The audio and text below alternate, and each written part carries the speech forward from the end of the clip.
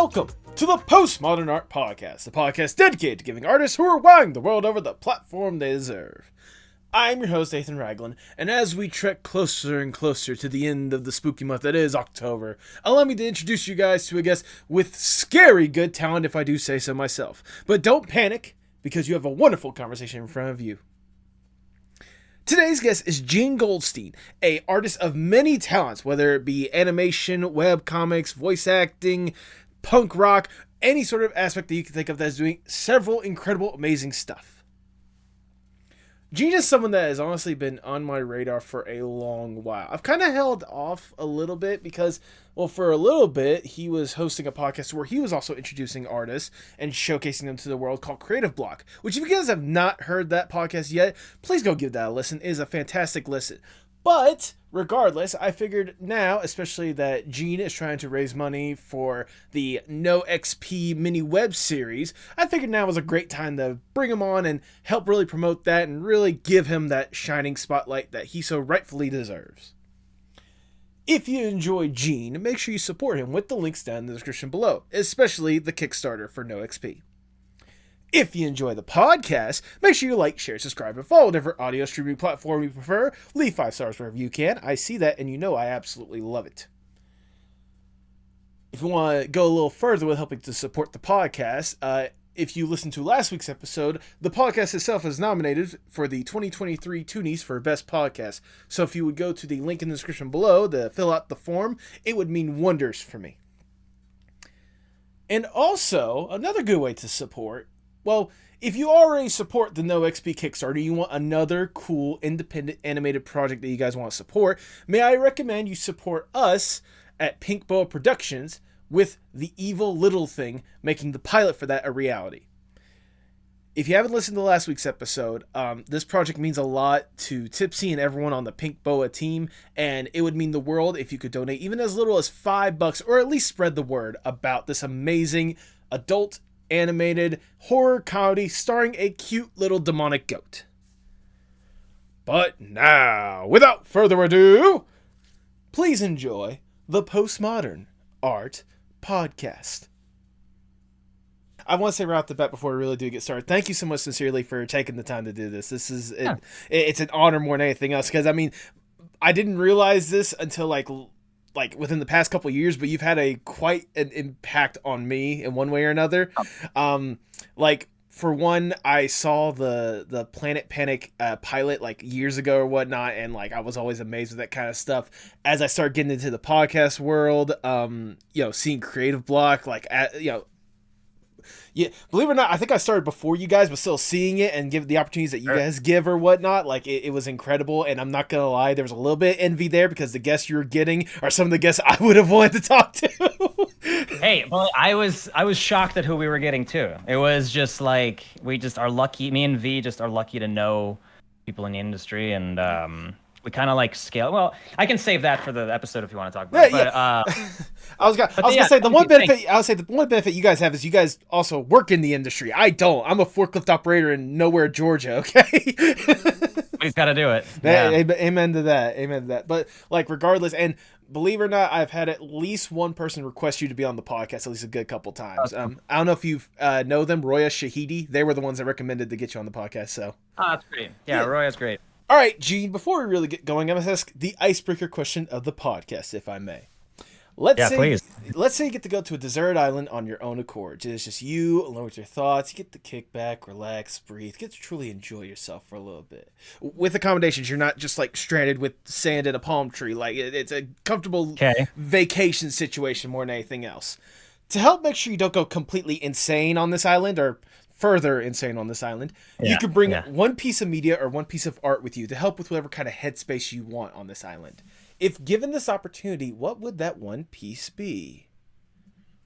Damn. I think it'd have to be One Piece, right? Were you baiting me with that? That's not always the bait. Like, I just say that because I think like emphasizing the One Piece, but at the same time, like you're also not the first person to say One Piece. But I want to at least know a lot. I was gonna say, like, at least for you, what is it about One Piece that makes that the instant choice?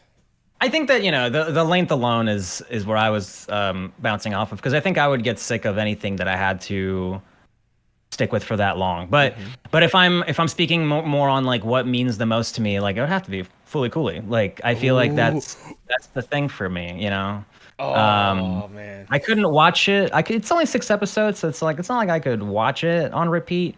But I've seen it, I don't know, a dozen times. I have a tattoo on my back of the Atomisk symbol. Yes. Like it's a big one for me. And then other than that, I mean, that's a visual media, but as far as music, I don't know. I really I think I could listen to some of the like early Linkin Park albums a lot. Oh, I'm there one we of those go. nerds. Yeah.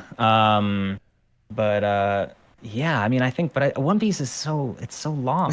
Like I feel like I could read it and reread it, and it's dense. So Yep. like I could probably get a lot of mileage out of that, Very hoping true. that I get But was this like a rescue situation, or am I No, chilling? You said I'm chilling. yeah, you're chilling. Okay. You're chilling. This is on your Okay. own accords. Ah, okay. Okay. Then I think I still say One Piece, because I've read it once and love it. Okay. But well, I've read the early stuff a couple of times, maybe a few, like up to like Skypiea. Like I've read that a few times. But Okay. but I want to reread it, and it's a long one, and it's hard to take the time, and but there's so much to it. So I think I'm sticking with my original answer. I think that was the right one. Yeah, I think it is a valid choice. Though I will say, whenever you said Fully Cooley, that hit a personal chord with me. That was one like I'm not huge into anime, but like that's one of the few that I've seen, and it still resonates with me so much with how gorgeous it is, the storytelling, and just it. I think you can obviously agree. It's amazing. Yeah, huge influence on me in multiple ways. Like it that I watched it when I was like 12, whenever it first came out on Adult Swim. And like that Saturday, I was having a sleepover with my best friend at the time, and that came on, and we were like, what the hell is this? And it like blew my mind. And then I remember that second episode with like the famous Conti kick. Right. Fucked me up, and so I was like, I gotta do that.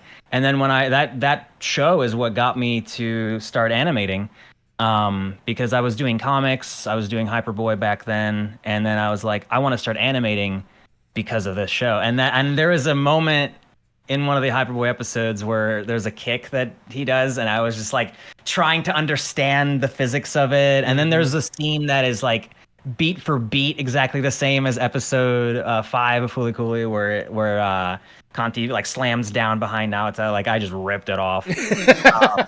But I was like, that's what you do when you're starting out. You just like copy and trace whatever it takes to learn. And so and then the music, like the Pillows, is like such a big influence on qbomb stuff, and like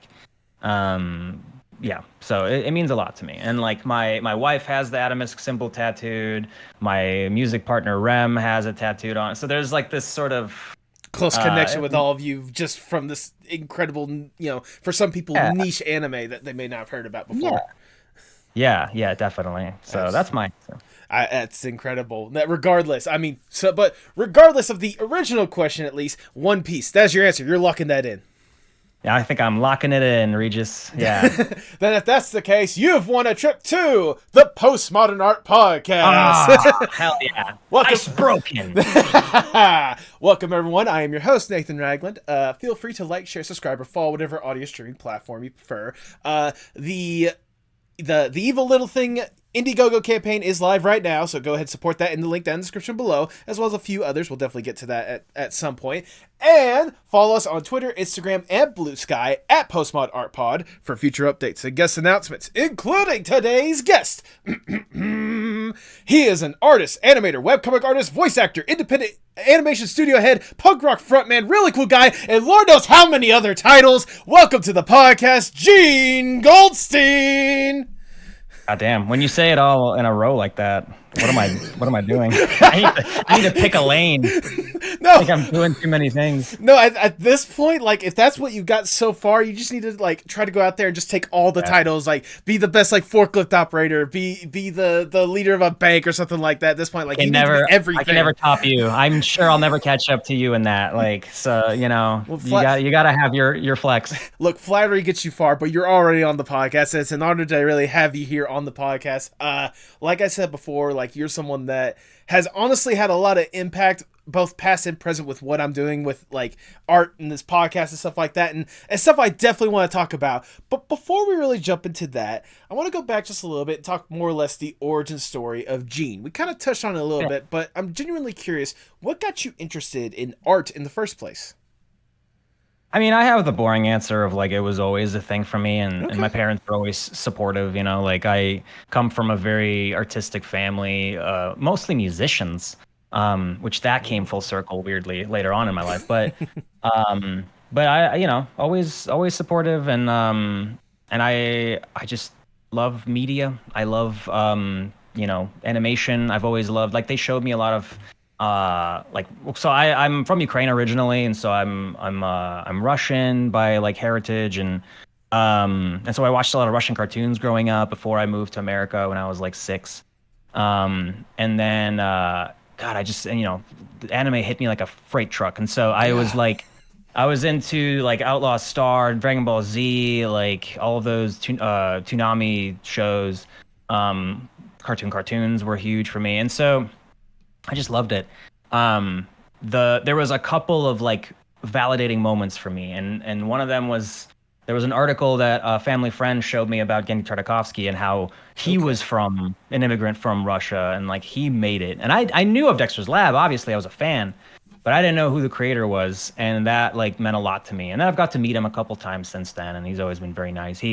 He turns out that he was like, there was like a family connection, and so I like met him at a wedding reception. And he was very, very nice. Yeah. But he told me to go, he's like, if you want to, I was living in Chicago with my parents back then. This is like I think I was like 21 or something. And he was like, if you want to work in animation, you have to move to Burbank. And he was right. Like, you know, I think that it's hard to get around that. And so that was kind of a nice like beginning of my journey, and then sort of the second chapter unlocked because when I actually met him. And I moved out to Burbank, but and then Fooly Cooly was a big one. You know, I think that kind of like got me on the path.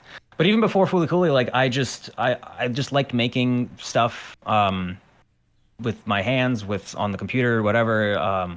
And so I did these comics called Hyperboy on Keen Space, because it was free hosting for webcomics. Somehow I stumbled on it.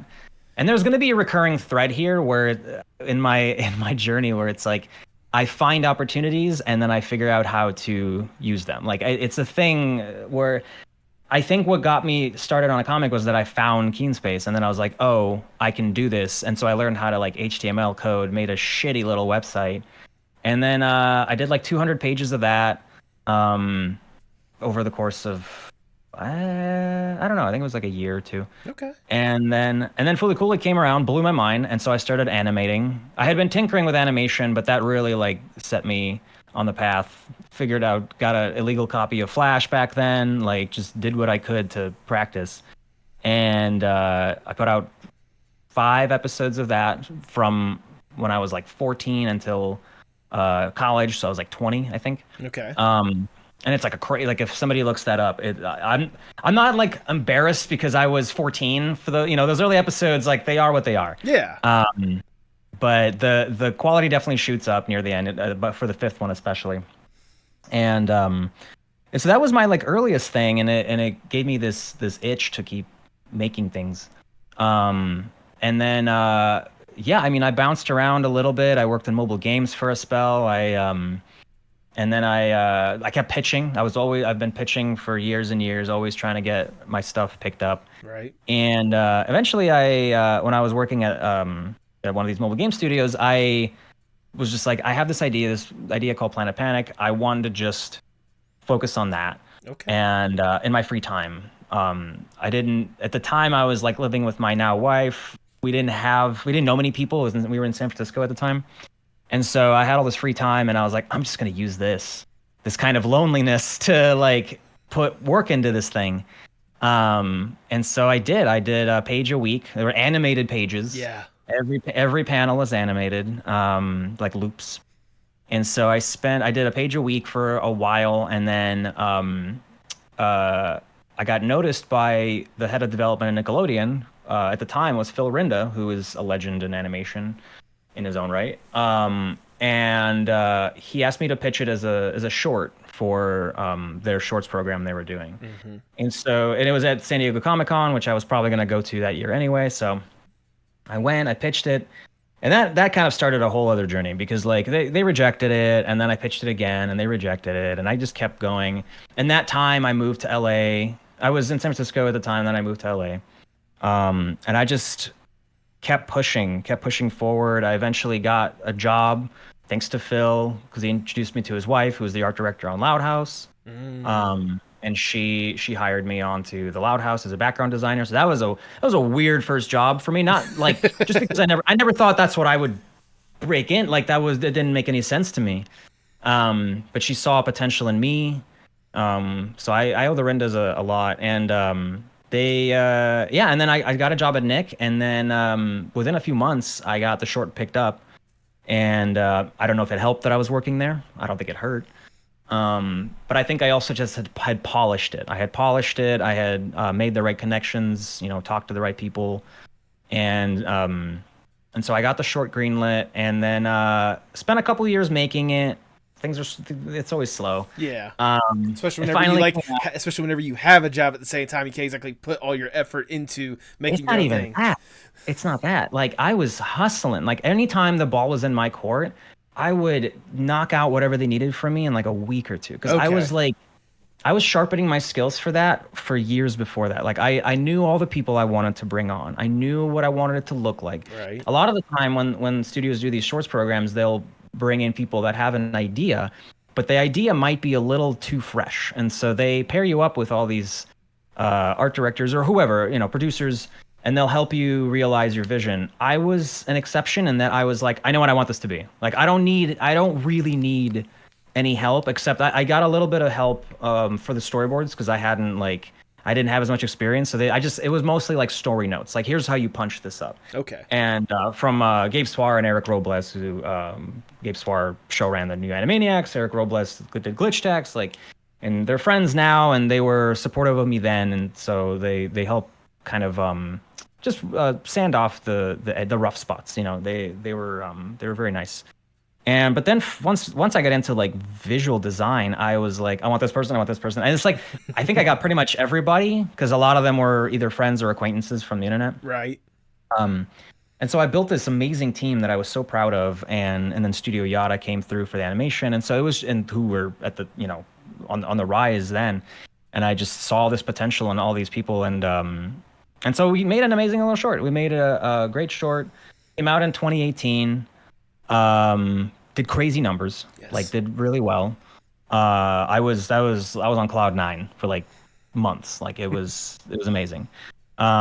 And then I tried to get it made into a show. I went through the development grind, and if you can avoid it, do it. Avoid it, because it sucks the life out of you. Like, it is. And I don't want to get into like details too much, but it's basically just like, studios have a really hard time with original stuff right now. Maybe for the foreseeable future. Like, I don't know. Like, it's really, really dismal. And I kind of was on the early end in the beginning of the end in that way. Like, I had all these friends that were also in development with these amazing projects. I did voice for one of them for Hannah Yubi's Monsters Abroad. Like, there was this little, there was like a generation of potential showrunners that were growing. Right. And I feel like almost all of them got cut short. So to me, there's this like dead generation, like this ghost generation of showrunners that didn't get their voices heard. Oh yeah. Because the streaming services started to take over, and it just it became impossible. So the last batch that I think kind of saw the public eye was that batch of Netflix shows like Centaur World and like Battle Kitty. Like, they all got greenlit a little bit before I got into development. And like all those people got to make their shows, and then none of those shows were marketed super well. Like they didn't get the audience that they deserved. And then after that, it just like went downhill. Yeah. And they a couple years into development, they passed on it. They were like, sorry, like we don't know what to do with this. People keep asking, and I've said it on other interviews, I think, but it's like there's nothing, there's no conspiracy theory. There's no like vicious thing. It was just that like streaming is king, and Nickelodeon does not have a proper channel for distributing on streaming. Like they really are struggling with that. And people will say like, you know, they have stuff on Netflix. Sure, those are one-off deals. Or they say Paramount Plus. I don't know what to tell you about that because that doesn't make any sense. They should dump everything they've ever owned on Paramount Plus. Yeah. But rights are weird. Executives are not always the smartest. They just don't. They're clueless. A lot of them are just clueless as to what works. Plus, I can imagine for you, and correct me if I'm wrong, but like from when you had started making the pilot to when like they passed on it, like leadership had to have changed like at least a good couple times. Like, you know, leadership changes all the times, and what they had wanted back then is not what they wanted like at that moment. So I think from when I pitched the short, I think I went through 4 people in charge. Jesus. To varying degrees. It was, I'm sure there's a beautiful metaphor for it that I haven't thought of, but it really was like constantly like, you know, running up the hill, and then somebody pushes me down, and then I have to run back up to where I was, and then I go a little further. Eventually I got to the top, but there was just I couldn't cross the gate, you know. They were like, it's like like the Sisyphus more than anything else, like, you know, rolling that rock up the hill, but it always comes back down. Then the one time you get up the peak, it goes down on the other side. Yeah. So no, it's Sisyphus. It was and that's development, you know. You're pushing a big old rock up a hill. And sometimes people throw bricks at you while you're pushing that rock up a hill. And so I'm always, I think now more than ever, I'm telling people to be very cautious with their ideas, and not pitch anything that's precious to you. People said that to me then, but what was I going to do? Like, that was the idea that seemed to hit. And so I was like, I have to see this through to the end. And then, you know, there's choices made, and I try not to live with the regrets of what I could have done, because I know where my head was at any given time. So like, it always made sense. But it was nothing that the show did wrong. I've talked to executives since then that I've left, because I liked my executives on that development process. They were great. I'm still friends with them. Right. It was above their pay grade. You know, it was, they pushed for it, and it just hit a wall. Yeah, that was for now. That was the end of my journey with Planet Panic, because they sort of have the rights. They do have the rights, but I can pitch it around. So if things ever start to look up, I could with networks, I could pitch it. You know, they might want it. They'll buy it out from Nick, whatever. I'm not in the worst situation that I could be with that, right? Because there are people who pitch shows, and then the studios just don't give them their rights back at all, which is malicious, and I hate it. Understandable. But I'm lucky in that I managed. I think maybe because I had a good relationship with them, or I just got lucky. They saved me from that fate. But so, you know. But after that, I had to kind of dust off my. I had to clean my wounds, and I had to bandage them up, and did the creative block for a bit, did a podcast with Violet and Briat, where we interviewed people much like this show. It was just interviewing animation folks, and that was like a COVID project that grew, and we did it I did it for 2 years. V is still doing it. And I just kind of, it was taking up a lot of my time, and I wanted to do other things, so I backed out of that. But and then started doing this little show, this little web series called NOXP. That was an experiment in scoping down for me, because I have a problem where everything I come up with is massive. I have these massive ideas for things. Like, I had 3 seasons of a show, a fucking game, so And I think a lot of people might have that same problem. It's totally normal thing. You want to make a big impressive thing. The problem is if you're always setting your sights too high, nothing will ever get done. Right. Like it just doesn't happen. So you got to make bite-sized projects that you can do consistently, and then you learn a lot, and you get faster and better. But people are seeing all this, so you become a public figure, somebody people look up to. And I've managed to squeak out projects over the years, but a lot that I just couldn't. They were too big, and they fell off my radar. Mm-hmm. And so NoXP was like, hey, I can make these shorts. I can make these little shorts by myself. But then once I got another full-time job a couple years ago, I was like, I can't do this by myself.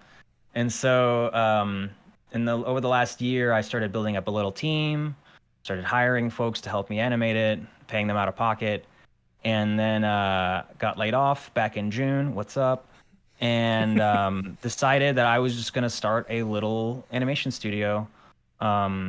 And pretty quickly grabbed clients, like people came to me, which was really cool. We're working with Ginger Pale now, working with my friend Anna's doing Enceladus 5 on TikTok. Friend David who does Doodly on YouTube, which is doing well. And we're just helping them make their stuff, hopefully, blow them up so that they're all bigger than they were when we started working with them. Right. Meanwhile, I'm still doing OXP. We have a Kickstarter. I'm going to plug it right now. We have a Kickstarter that we're trying to get funded so we can fund that first season of NoXP. And we're past the halfway mark. We still have three weeks left, which feels pretty good, but you never know. So I would appreciate any backings that people can give. I'm busier now while I'm unemployed than I was when I had a job, and I don't know. I don't like it because I'm not making money. Right. But I'm hoping it'll pay off later, before I go broke. But that's how these things always start. Yeah. So I'm comfortable with that. But yeah, that was a long answer. But that is my journey as an artist animator. Up till now, I think. I was gonna say, I love how I started with what was the origin story. You just gave me the whole story. You gave me every single chapter, basically. I don't know where to stop that. They just, what is my origin if not everything up till now, where I'm talking to you? That's valid. And if nothing else, I appreciate you at least putting the roadmap out there, because now I can go back to certain points and if I want to emphasize the certain points, because there is certainly a lot that you went through there. But yeah, like the fact that you knew so many incredible people, especially like Gendy, fairly early on, getting opportunities and such, all whether or not they succeeded, the fact that you had these opportunities is more than what some people can say, which is absolutely outstanding in the first place. But I want to go back to a very early opportunity that you made to yourself that you kind of mentioned half-hearted. I didn't say half-hearted, but you mentioned it a little bit. As I was doing my research, I stumbled upon this Hyperboy, mainly the episode 5 that you talked about, because I found it on your YouTube channel more than anything else. So I'm genuinely curious, what exactly was Hyperboy, and what inspired you to get started on that road in the first place? So, I used to do comics in my school notebooks, okay. A lot of 13-year-old boys probably do. And I would do... I would have these I would have a page. This is before Hyperboy, but I would do a 8.5 by 11 page, and I had this stick figure. This is during stick fights, when that was a thing. And I had this stick figure guy with this big sword, and I would just fill the page with him fighting all these dudes. And I had a pen and a red pencil, I think, and it was just bloody. If somebody found those, they would probably report me.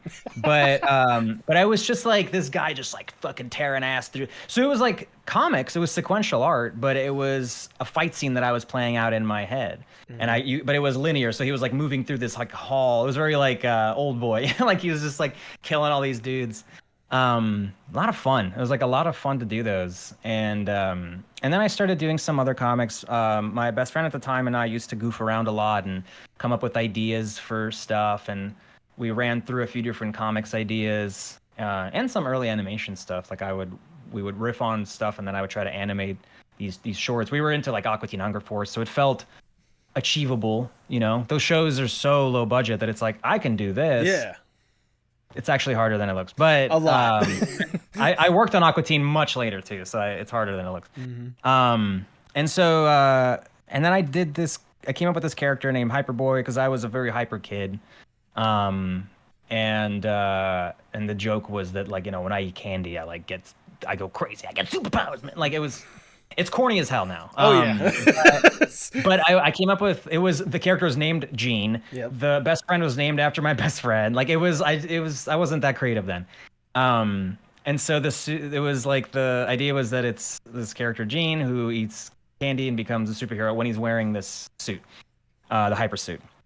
And I did this comic just for fun. It was just, I was so chock full of shonen and like action cartoons that I was like, I need to do something with all this like energy and love that I have for this shit.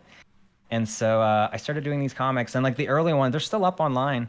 The early ones are terrible. It's like I drew them in pencil, and it's just like a 4-coma, like 4 panels, and the jokes are terrible. Like I don't defend any of it. It's bad. We were all kids at one point.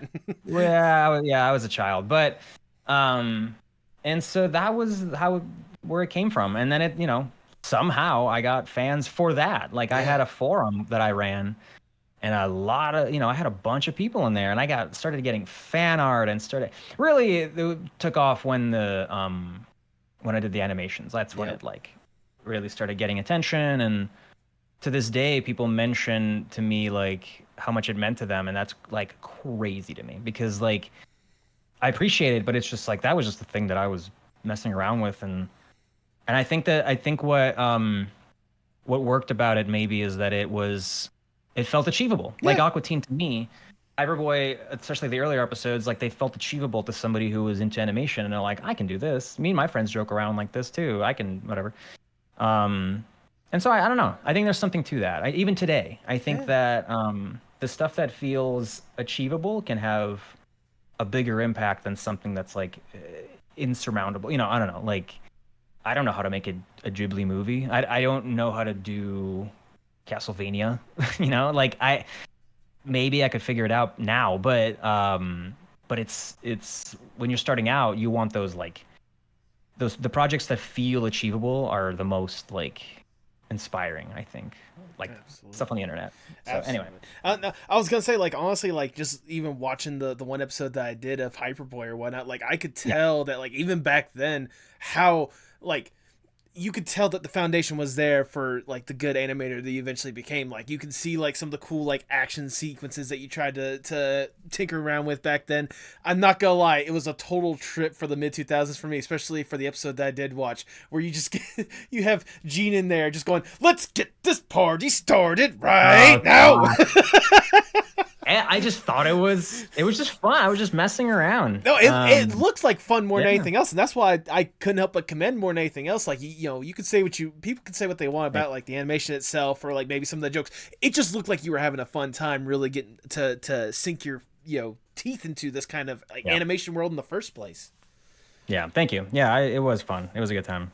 Good. I'm glad it comes through. Absolutely. I mean, I imagine the fun obviously continued not just with Hyperboy, with your other projects, and I know you already talked ad nauseum when it came to Planet Panic and like some of the stuff involved with that, but I want to know more or less, going back to my thing, the origin of that as well. I know you kind of said a little bit, but what exactly inspired you to make Planet Panic in the first place? It was like a very organic thing it took years, honestly, because like.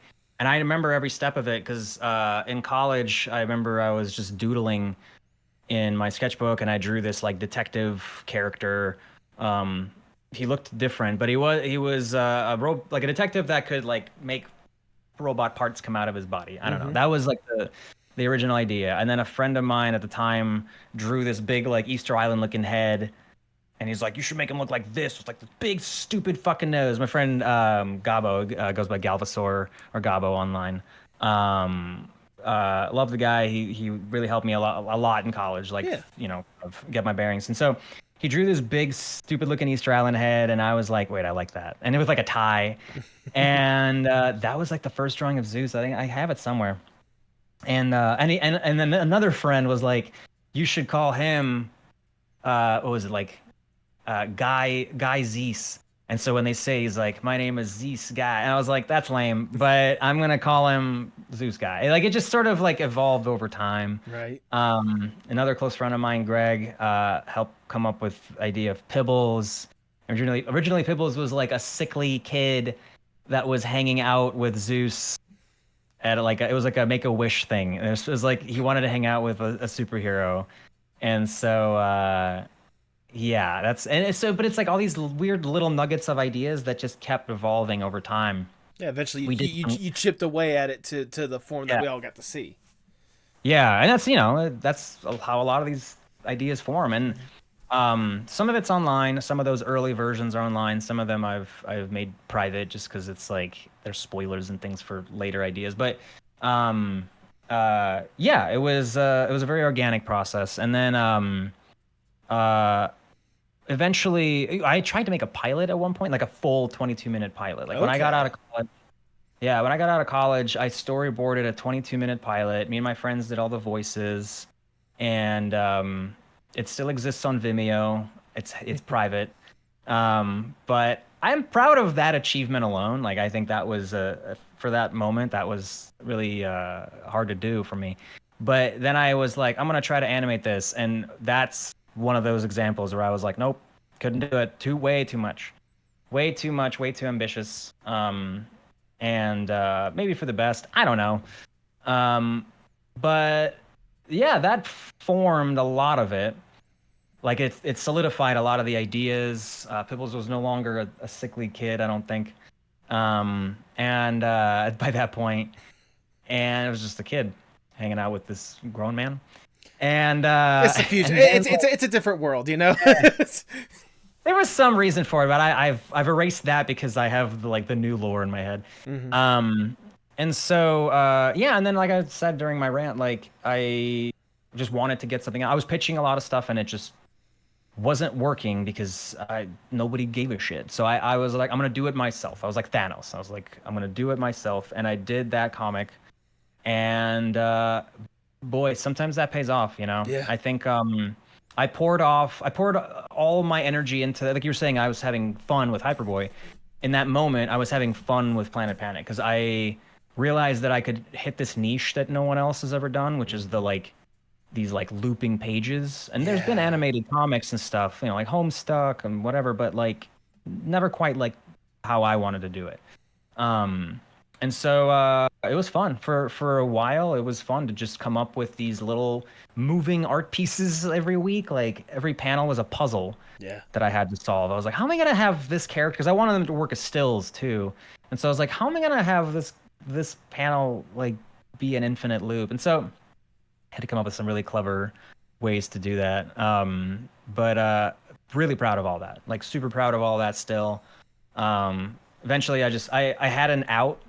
I knew that I wanted to finish the first chapter. Like I knew that there's a good chance I wouldn't be able to like keep it going indefinitely. And once I got my animation job, definitely knew I couldn't keep it going indefinitely. Right. But I at least finished that like first chapter. And a lot of people think that that's the like canon origin of Pibbles and Zeus, and it's actually not. Because since the short came out and I did all this development on it, I reworked a lot of how they met. It's better. It's all a lot better, and the characters are more evolved. A lot more depth to it. So it exists up here and in a bunch of other documents. And it's all really good. I'm not even bullshit. Like I'm not even blowing smoke up my own ass. Like I really love what that like show development Bible is. It's like a really good, and I've showed it to all these networks and places, and they just don't know what to do with it right now. So, you know, its time will hopefully come. But that's like the point A to point B of Planet Panic, I think. Right.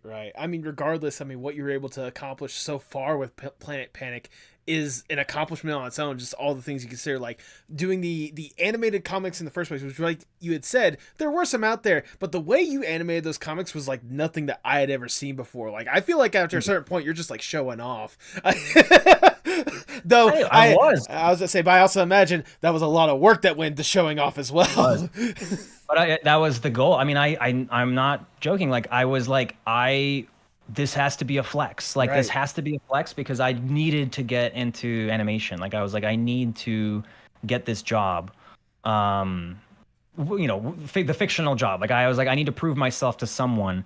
And so it's just a small miracle that I caught the eye of somebody who could do that for me. But yeah, everyone, if somebody wants to get a job and get noticed, put your whole ass into something. Like Exactly. flex. Like combine all the skills you have into one project and do it for as long as you can. And like it will something will happen. Yeah. Like it might not be what you expect, but something will happen. And I just gotta say, whenever you said you gotta put your whole ass into it, it just reminds me of something I always like to say. You can't half-ass something. You either gotta go whole ass or no ass at all. You know.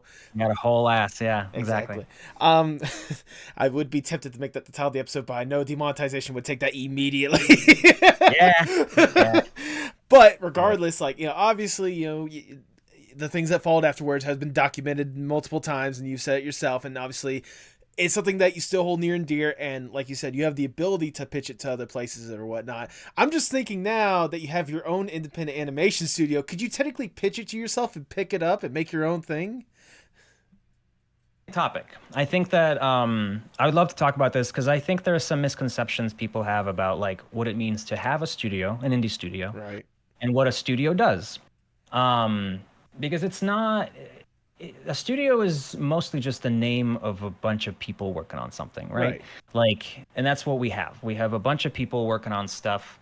My goal as like executive producer, president, whatever, is to wrangle up projects, clients that we can work with that'll pay us to make stuff, which is what usually happens on a larger scale with the studios. You know, like they will when it's like existing IPs, especially, you know, it's like they will have I don't know, Garfield. Like the Garfield will want Nickelodeon, which does own the rights to Garfield, or at least the animation rights. They will say, "Hey, we'll hire you to make us a show because we want to promote Garfield on your channel or wherever." And so they'll pay them a lot more money than we get paid to make episodes of Garfield. And Nickelodeon has this reputation; they have this infrastructure, and so they hire people. They put their people in as showrunners, directors, blah blah blah blah, all the way down. And so and then hopefully they make money. They'll make money off of that. Then whoever owns Garfield will get their money off of that marketing. So in our case, in our tiny little studio, we don't have like No X. The reason why we're doing Kickstarter for No XP is because it's not like we have money. There is like practically zero money in Jellybox right now. So the funds that we're raising are to fund the creation of these next 40 episodes of No XP. I really make $0 off of that. Like I think that it's not something I want to like advertise because I don't want it to seem like I need pity, because I don't. I'm making a show that I'm excited about. Right. But I think people don't really know that it costs money to make things. Like it just, people forget it costs money because you want to pay people and you want to pay them well as much as you can. It's really hard when you're indie because it's just you're scraping funds together. But me pitching a show to myself wouldn't do anything because we don't have the money to make it. Right. So if another studio, this is something that will happen where like, you know, people will sell an idea to a network. Let's say Rick and Morty. Okay.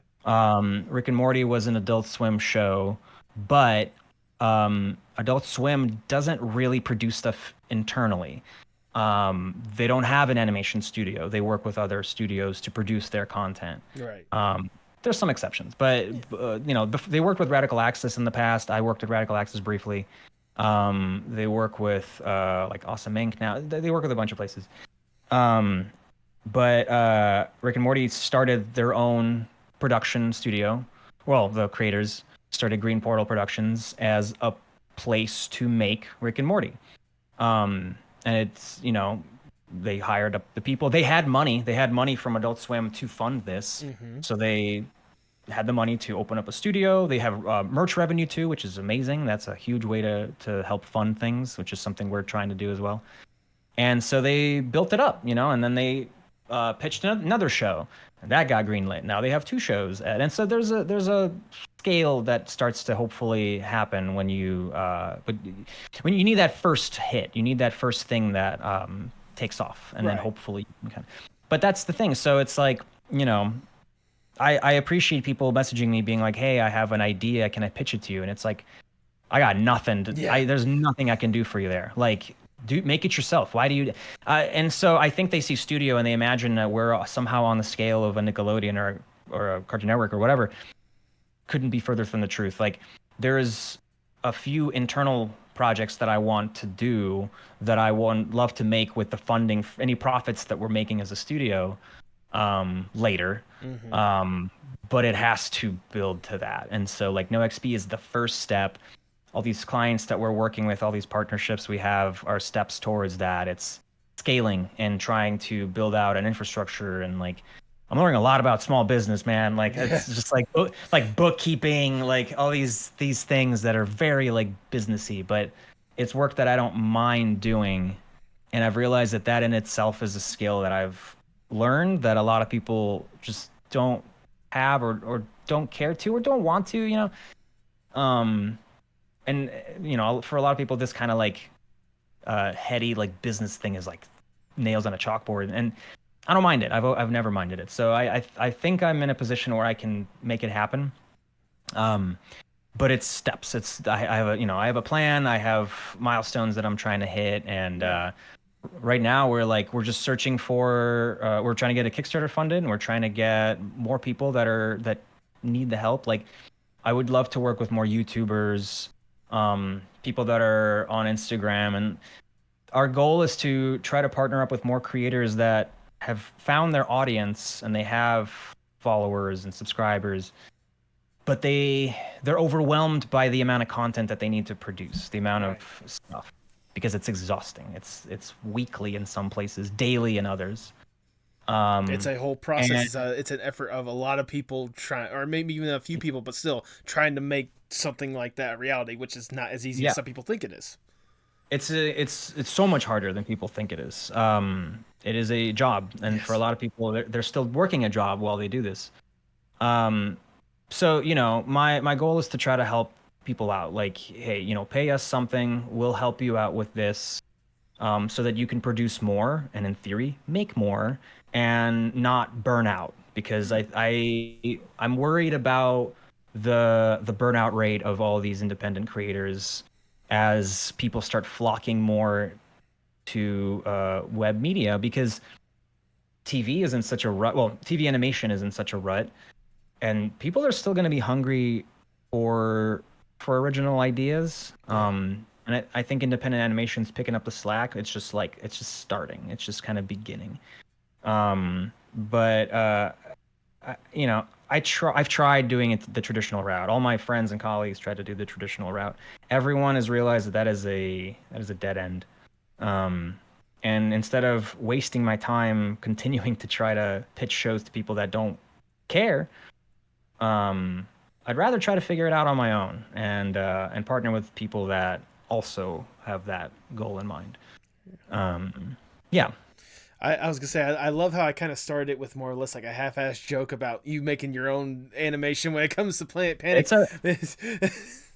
It's a thing that I see people say though, and I've never talked about it publicly, but I just didn't know where. But well, luckily I provide a good platform for it. It's a thing. I mean, I think that people say that to me on Twitter and stuff. They'll be like, can you make Planet Panic now? I'm like, bro, I wish. Like, give me like 5 years. Yeah, there you go. Give me some time to figure this out. Hopefully we'll get to that point where I can have millions. Like, that's what it's going to cost. It's going to cost millions to produce a show.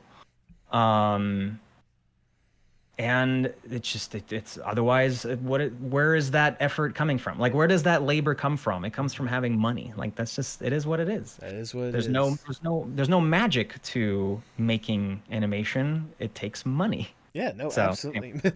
Capitalism is the magic. capitalism, it is the magic. Yeah, it sucks, but that's what it is. That is what it is. No, what I was initially saying is I love how I started off a half-ass joke about Planet Panic, but honestly, like that is honestly really informative to me because I've always had this kind of like, far off dream in the back of my mind that if somehow this podcast is to be even remotely successful for did you freeze? Okay, there you go. If this podcast is to be even remotely successful or whatnot, I'd like to be able to like start a studio somehow, like help some of these people that I bring on the podcast, like help make their ideas a reality. Because like I'm sure you could probably attest to this, there are so many incredible people that are doing so many incredible ideas, and if you had the ability to, you would help every single one of them out. Just automatically go make this incredible thing because I know the love and passion you put into it, but it's just not that easy.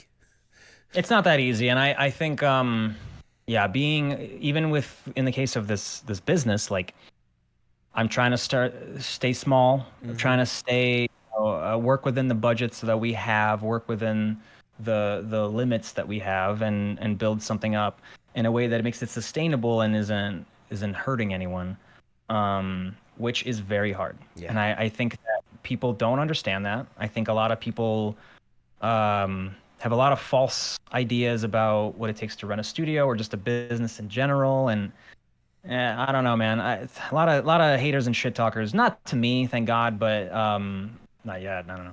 But like, But I'll say this is the internet. That there's always gonna be shit talkers out there. yeah. But I see a lot of really like dumb discourse from people that yes. like, you don't know what you're talking about in the slightest, and you're really making you really think you do, and it's frustrating because then people will buy those lies. And boy, let me tell you, anybody who wants to criticize animation, like go try to make a thing. Like anybody's, go try to make a thing, or if before you criticize people's methods or whatever, like go try to make a thing by yourself first, and then if you really feel bold, try to get a few friends together and see how long you last, because it is incredibly difficult to wrangle people towards a common goal, especially if you're not paying them. And especially even if you do pay them, you have to make sure that they're getting paid well. So that's the thing. Like a lot of projects will start because people just are passionate about it and they want to make a thing together with their friends. And so nobody's making any money on it. And that's great. Until somebody needs to pay the bills, and then their involvement's going to lessen. They're going to not be as involved. Suddenly you're down an animator. Suddenly you're down musician, whatever. And then you have to scramble to figure out how to fill that void. But now you've lost a starting partner who was willing to do it for free. Now you have to pay the person that you're bringing on. Where do you get that money? Right.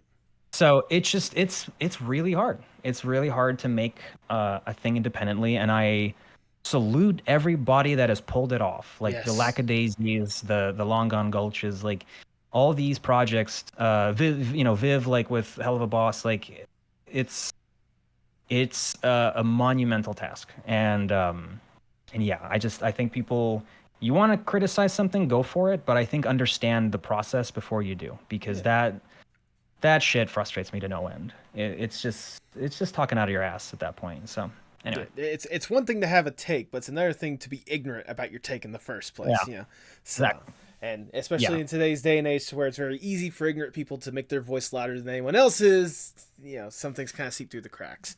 But I think at the end of the day, people like yourself, people that are in the business, people that understand what's going on, and at the end of the day, they know like, this is BS, no matter what.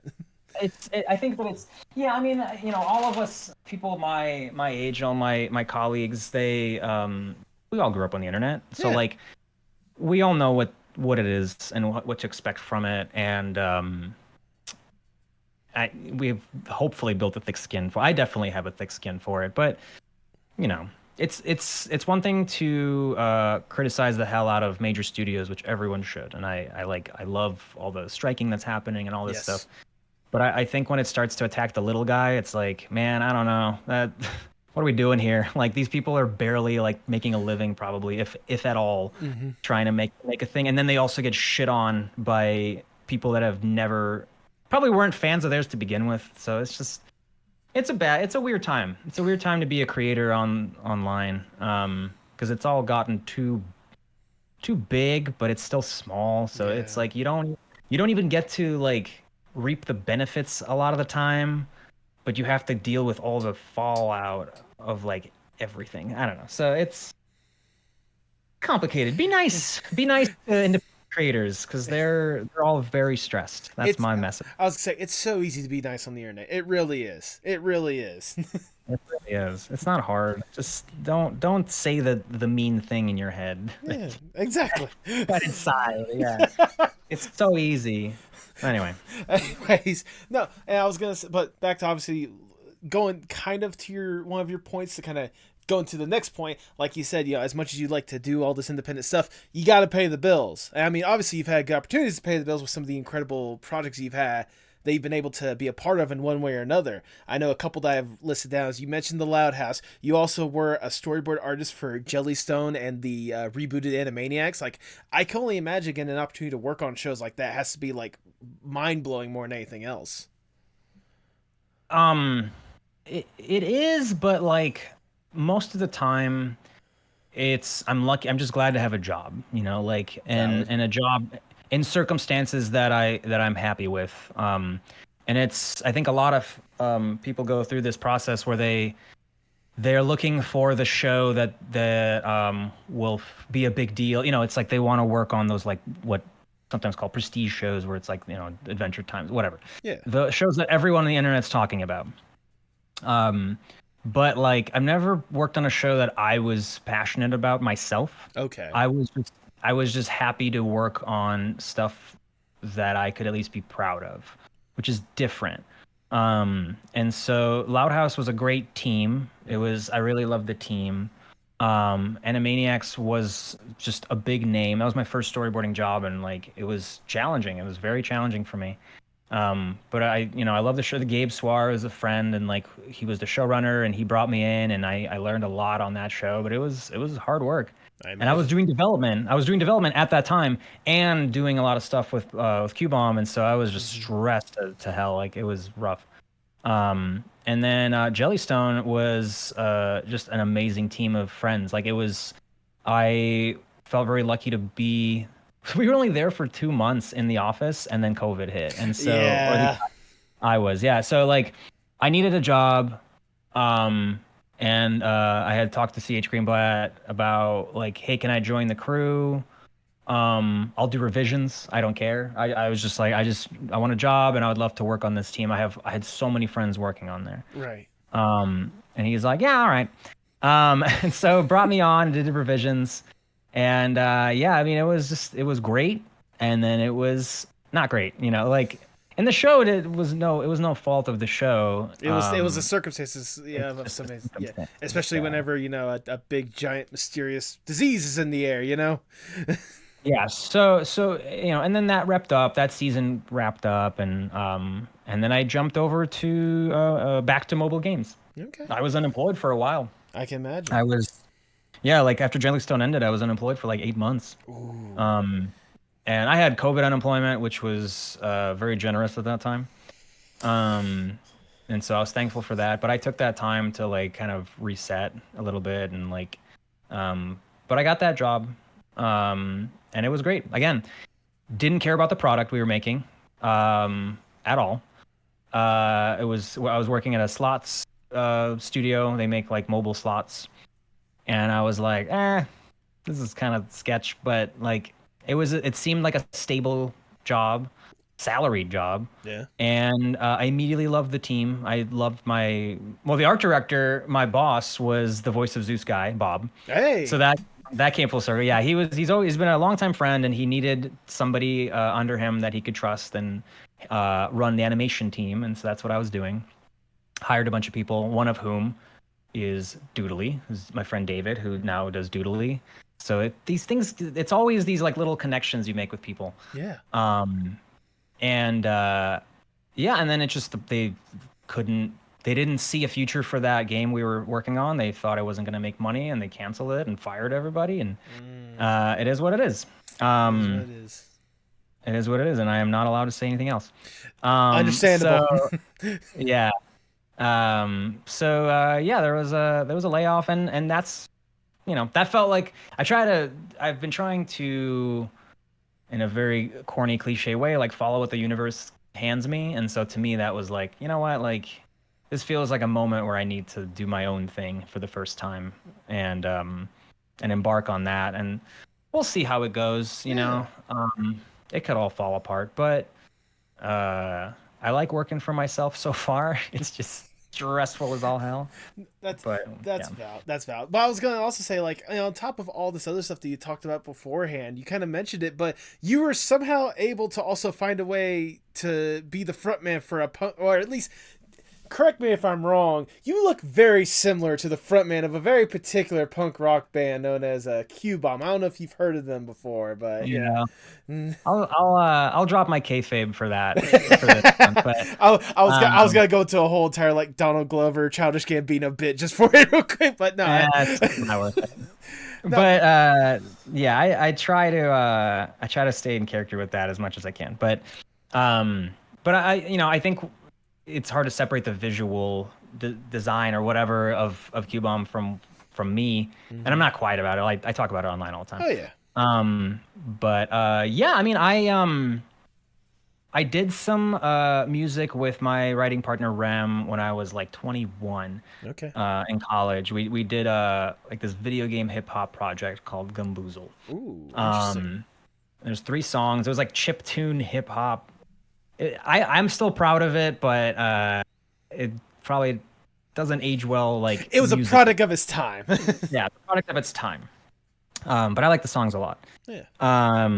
And yeah, and then life happened, and we didn't work on anything together for a while. But then when I moved to LA, we've always been friends, but like there was a moment where Nickelodeon was hosting like a talent show thing called Nickapalooza, and I was like, hey, let's put a band together. And it was like a 6-minute set they were giving people, so I was like, we can write like 2-3 songs, right? And it was like 8 months or something. And so we wrote 3 songs and played them. It was great. It was a stupidly good first show because we had all these techs and people like helping us set up with a big ass stage in front of all of Nickelodeon, and that's weird. Like people usually you start with the dive bar, right? But that was our second show. Our second show was a dive bar, and I learned a lot about booking and whatever. I got bit by that bug too. I really liked performing. I really feel good when I'm on stage. It's a very different side of me, but it's very fulfilling. And writing music was a way to like get through, still is, but during that development time, that was a huge there was fuel for a lot of the album, because it was just the frustration of dealing with all these things and the inadequacy and the whatever. And so our song Insania is about the creative process, and just like feeling like you wish you would just like snap and go crazy so that you wouldn't have to think about things too much. And yeah, it was a way for me to cope. I try to turn negative into positive as much as I can, and that was one of those instances where it was like it was an opportunity. It was, hey, let's play this show that then grew. We swapped members a couple times just because of other obligations people had, and we've had the same people for like, I don't know, 7 years or something, 6-7 years. Oh wow. Okay. Yeah, we have 6 members. We try to rehearse every week. We pretty much do, with rare exceptions. And yeah, we have a 3-song EP coming out very soon. We haven't like fully announced it yet. We've teased it. Ooh. But yeah, we have an EP coming out. We're working on a lot of stuff. Like we're starting to tinker with another album, but we're also juggling a bunch of singles. We have a cover song that we recorded. And so I don't know. I like to stay busy. I like to stay busy, and these things are very different parts of my brain. Especially like the job that I was working for the last 2 years was very technical. It was very it was people facing. So I basically just had to be in meetings and talk to people and do some like mock-ups and things. It didn't take much creative energy out of me. Um, and so I could allow myself to work on NoXP, on qbomb, all these things. Yeah. And yeah, I think that's yeah.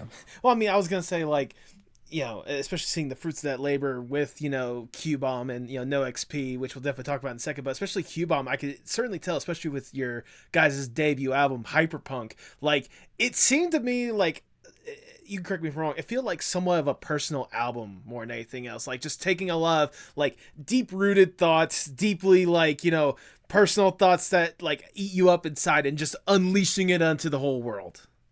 It's so the first song that I wrote is the first song on the album. It's Buzzkiller. And it was Rem is by far the musician. Like, Rem writes really amazing melodies, and then I like produce it. I like curate it and kind of figure out how to make it into like a catchier song, or maybe simplify it. And we collaborate on that kind of stuff. But I do write all my own lyrics and such. And so that song was the only one that I actually did kind of come up with the melody for early on. He wrote Build a Robot Out of Trash. That's pretty much all him. Insania was kind of both of us, but the lyrics are mine. But Buzzkiller was like, I was like, this is the song that we come out to. Like, this is the intro song of the band. And eventually the album. And so that's how I wrote it. And I was like, I think very visually. I think that when I write music, I think in visuals. And so that song was like, I want everyone to come in with their instruments and start playing. And then we all, we've yet to pull that off, because it's hard when you don't have a giant setup and guitar techs and stuff. Right. And so, but that's the idea, is that everyone would come in one by one, and it builds. But that song is a mission statement on like what I was feeling and what I wanted that band to evoke. And it's very like, it is angry. It's angry, and but it's like ambitious. There's a line that I always feel really proud of, that like death will need permission. I'm burdened by ambition, so death will need permission. Yes.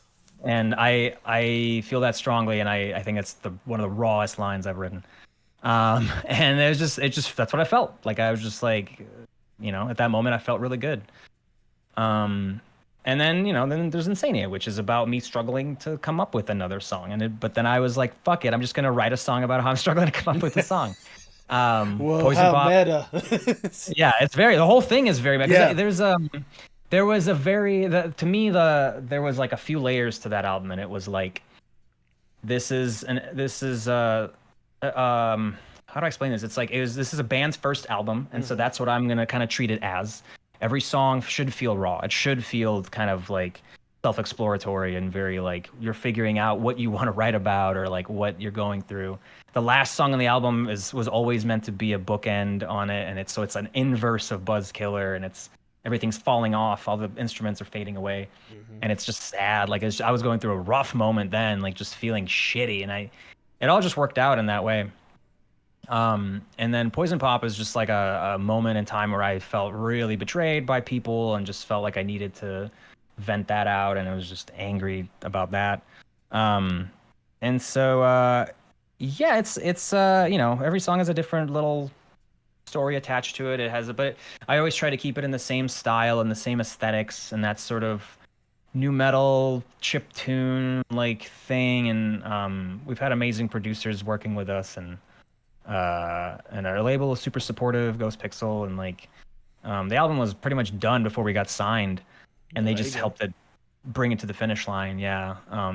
Didn't meddle at all. Like, they were just like, nope, this is good. Like, there was some feedback, and we kind of went back and forth on stuff, but it was all positive. And yeah, now we're tinkering with new things. Yeah, things. Absolutely. I just gotta say real quick, when it comes to Hyperpunk more than anything else, like, well before I'd asked you to come on this podcast, that's been an album that I've been going back to several times over the past couple months or whatnot. Like, oh no, absolutely. Like, freaking from start to finish, like, there's not a single song that I skip. Like, I love the vibe. I definitely get like the visual idea of what you're talking about, especially for songs like 10 million AD or whatnot. Like that's a very visual song, at least for me. The everything is fine is always going to be a good visual, especially with what you did personally, that little mini animation that you did. Always a good animation as well. And of course, another good visual is the one that Worthy Kids actually did for Insania as well. Like that was a fantastic one on top of all of that. Like it's amazing. Yeah. It's amazing what you've been able to do with qbomb, and you know the little teaser again. Like I'm excited to hear what's next more than anything else. Thank you. I really appreciate that. Yeah, I try to my best to keep it all killer, no filler, and every song has a purpose. We didn't have demos, you know, like we didn't have demos. It was just I was kind of filtering through stuff as we were writing it, and if Rem wrote something that I thought was really dope, or somebody else wrote something, I was like, let's work with that. Like let's keep fine tuning that. And to this day, that's still how we do things. Like we have a lot of to be fair, we do have a lot more demos now, but they're not the way that people usually call them, where it's like a band, you know, wrote out a song on like a shitty recording, and then they go in and polish it or whatever. Right. It's usually just like a melody that Rem has written, and then I'm like, bookmark that, we'll come back to it, and then we just work on it until it clicks. Sometimes we walk away from it and then we come back to it, but I don't like to have a finished song that gets thrown out. Like that's a thing that'll happen with in some bands' writing processes, where they'll write 30 songs, you know, whatever, however many songs, and then either they pick or the label helps them pick like what 13 go on the album. I don't like that. I feel like that's how you get a weird uneven album and then focused album. And so I prefer to just like know what the beats are, you know, like the sort of emotional beats are. And so we're tinkering with that. If we have a second album in the works, I have like a map in my head, and we have all these little scraps of songs, and I'm slowly just like trying to figure out how to piece it all together and make it all work. Well, again, I'm certainly excited to hear what's next, but obviously, as much as I'd like to hear about that in the future, let's talk about the thing that's more directly in your future and the thing that's been more at the forefront for you right now. And that is this incredible little internet series you've created called NOXP. Now, you said you've been tinkering with this for a while now, and you kind of illustrated why you kind of made it, but how did NOXP come to be, and how did it develop to where it is now? I did mention it, yeah, but like that it was like I wanted to get back to animating. I didn't have a project of my own to work on because qbomb became bigger than me, and I think I don't remember what point we were at. I think we were waiting for the album to be finished. Like it was out of my hands, and so we was kind of waiting for that to be all like mixed and mastered and whatever. And then I, you know, Planet Panic had been passed on. I had tried pitching things, and I started to see a future in the TikTok world and the Instagram Reels, whatever it is. I started with thinking, how can I design these so that they are sustainable week to week just for me? I overshot it, as I always do. So the first 5 were a minute long each, and that is a lot. Yeah. And if it was my full-time job, I could probably do it. And for when I was unemployed when I started, so I was able to pull it off for the first, like 3. And then I started my job, and then I got more challenging, and then I had to put it aside for a bit. And I kept working on them, but very sporadically. I just like, you know, I was busy. qbomb picked back up, and so there was other things happening. But I really love what we're working on. I'm working now with Sean Aitchison, who's a co-writer on it, helping me figure stuff out. He's also our production supervisor at Jellybox, and like, he's amazing guy, like super funny. And so we have 40 outlines. Like we have outlines for 40 shorts, and that was something we had to I realized is like that shrinking them down to 20 seconds to maybe 30 max per episode is like the way to go, because it's just better for the algorithms, better for people's attention spans, but it also just keeps them more focused and like digestible, but also easier to produce. Like it's, you know, it's easier to make a 30-second thing every week or so than a minute long, and it's better for it. So that's the goal post Kickstarter. These episodes are all about a minute because I made them before I even started doing the 20-second ones. I've had these for ready for a while. Oh wow. Yeah. All the 20-second shorts from like episode 6 through I think like 14 or something like that. Some of the ones that we're releasing now were done before any of those came out. So I've been trying to like keep a timeline in my head, but it doesn't really matter. Yeah, it started as that, and I came up with these tropes. I was trying to come up with everything was built out from a core idea, whereas usually I'll come up with like this world building and like I get really lofty, all these ideas and stuff, and then I forget to do the character stuff, which is the fucking most important thing. And I think a lot of people make the same mistake when they're starting out, as they do all the fun stuff, the lore building, but they forget that character is at the heart of it all, and people connect with characters more than with lore. And so I was like, I'm gonna come up with fun character, almost tropes that I can put a spin on. And so it was like, well, I like, I used to play a lot of RPGs. I love anime. So I was like, I'm gonna do that. I'm gonna have the biggest joke that it started with was, what if there was a character that got isekai'd into this world, like it often happens. It tends to happen. What if they finish their thing and they hate it and they just want to go back home? And so that was Jackson. And Jackson is, people. I love that people get the joke. Like, to me, that's great, because I was worried that people would be like, "Why is this kid so apathetic all the time?" It's like, no, they get it. He's over it. He hates this shit. Vega Jack is me just wanting to do Vegeta, but like a even bigger idiot. Yep. Bowser is just all my anxieties rolled into one character. It's just the himbo, anxious himbo. Poppy is just a delightful eldritch creature turned cute bunny girl, or vice versa. And Toots is like, I wanted a character I wanted to show the perspective of a character in these RPG crews that never gets used, because there's always one, and a few of them have a clown. Like Dragon Quest III had a clown, and I was like, I think that'd be really funny to show, like, and that's the character that's trying to make the most out of their fame, and they're failing at it spectacularly. Oh yeah. So that was the first 5, and then I built up their own little worlds around them, like Bowser's workmates, whatever. And so yeah, I mean, there's a plan. There's like a plan for the next 40. They're definitely gonna get into plot more.